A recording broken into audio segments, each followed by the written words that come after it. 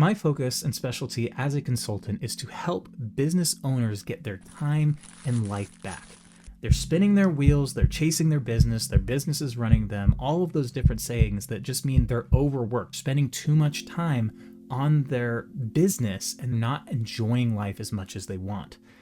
One of the main things that I've seen, however, that keeps business owners from leveraging their time most effectively is what I call the arbitrary wall between professional and personal life.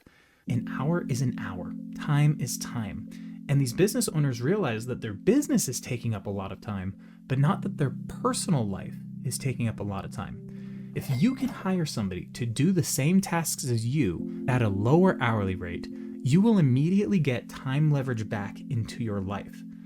One of the best ways to do this is to hire a house manager for $20, $25 an hour and have them do regular household maintenance, things like cleaning, picking up after the pet, taking out the garbage, going grocery shopping, making sure there's gas in the car, making food, all of these different things. And there's several others that you can outsource to somebody who can do this for 15, 20, 25 hours, whatever that amount is.